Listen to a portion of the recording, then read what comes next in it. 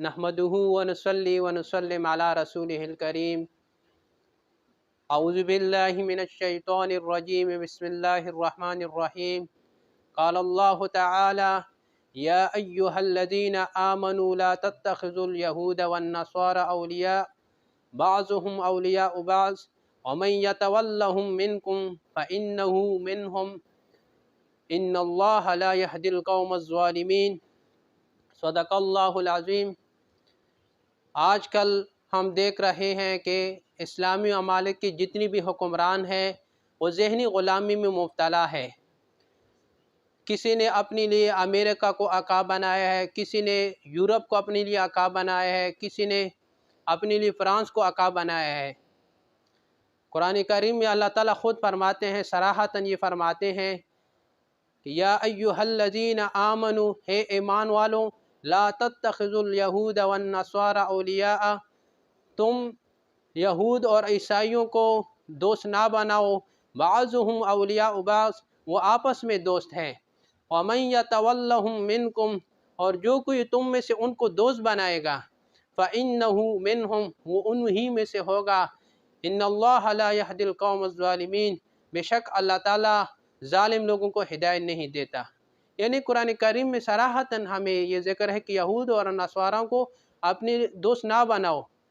अफसोस की बात तो ये है कि इस्लामी ममालिक वाल हुक्मरान हो वो गैरों के साथ तो अच्छे ताल्लुकात रखते हैं, लेकिन जो इस्लामी हुक्मरान है आपस में इस्लामी ममालिक के ताल्लुकात एक दूसरे के साथ अच्छे नहीं रखते।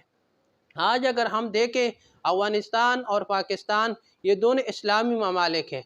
इनके अगर लोगों की सकाफ़त देखें, मज़हब दीन इस्लाम है और सकाफ़त एक जैसे हैं, लेकिन सबसे ज़्यादा अगर हालात देखें इनके हुक्मरानों का आपस में एक दूसरे को धमकी देते हैं और एक दूसरे को मुख्तलिफ़ किस्म के तरीके इख्तियार करते हैं, दबाव डालते हैं। अब हमें तो चाहिए कि इस्लामी ममालिक को एक साथ एक प्लेटफॉर्म पे हो के गैरों के साथ मुकाबला करें, लेकिन इस्लामी ममालिक एक दूसरे के साथ नफ़रत करते हैं और गैरों के साथ एक प्लेटफॉर्म पे बैठते हैं। और यही वजह है कि मुसलमान जहाँ पर भी हो मगलूब है। अगर आज हम देखें फ़लस्तीन में एक महीने में 10,000 फ़लस्तीनियों को शहीद किया और मुसलमानों के हुक्मरान बिल्कुल खामोश बैठे हैं। पाकिस्तान देखो एक एटमी मुल्क है, लेकिन एटमी मुल्क के बावजूद फ़लस्तीनियों के साथ ना मदद करें ना उनको असलहा फराहम करें। तो हमें चाहिए एक मुसलमान जहाँ भी हो, मुसलमान एक जिस्म के मानंद है, उनके साथ मदद करना चाहिए।